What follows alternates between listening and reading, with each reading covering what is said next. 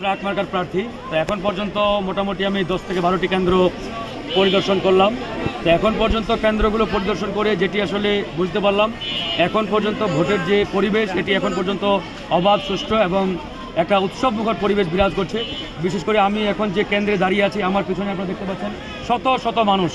এই যে একটা ভোটের আমেজ এবং উৎসব, আমরা বিশ্বাস করি এবং আমরা প্রত্যাশা রাখি বিকাল 4টা নাগাদ এই পরিবেশ আমরা বজায় রাখতে পারবো।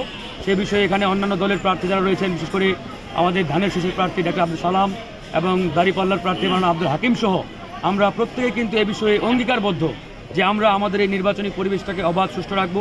যেই জিতুক আমরা তাকে সহযোগিতা করব এবং আমরা সবাই মিলে আমাদের এই আধুনিক ঠাকুরগাঁও বিনির্মাণ যাতে করতে পারি বেলাডাঙ্গি এবং হরিপুরকে, সে বিষয়ে আমরা ইনশাআল্লাহ কমিটমেন্ট করেছি।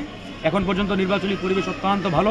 আমি ভোটার ভাইদেরকে আহ্বান জানাবো যে আপনারা প্রত্যেকেই ভোট কেন্দ্রে আসবেন, আপনাদের পছন্দ মতো প্রার্থীকে আপনারা ভোট দেবেন এবং ভোট দিয়ে আবারও বাড়িতে গিয়ে আপনারা ভোটারদের পাঠাবেন, যাতে প্রত্যেকেই তাদের ভোটাধিকার প্রয়োগ করতে পারে। মনে রাখবেন, আমাদের এই একটি ভোটে আগামীর ভবিষ্যৎ নির্ধারণ হয়ে যাবে। আপনারা যদি একজন সৎ, যোগ্য, দেশপ্রেমিক, ভালো নেতা বানাতে পারেন, আপনাদের এলাকা কিন্তু এগিয়ে যাবে। তো সেই জায়গা থেকে এখন পর্যন্ত আমি মনে করি আমাদের ঠাকুরগাঁও 2 আসনে রাজনৈতিক যে একটা সুন্দর পরিবেশ বিরাজ করছে, বিশেষ করে বিএনপি, জামাত, গণ অধিকার সহ অন্যান্য দলগুলোর মধ্যে অত্যন্ত ভালো এবং সুশৃঙ্খল। আমি আশা রাখি এটি ইনশাআল্লাহ ভোটের সম্পূর্ণ কাজ সম্পূর্ণ না হওয়া পর্যন্ত এটি চলমান থাকবে। এ বিষয়ে সবাই সহযোগিতা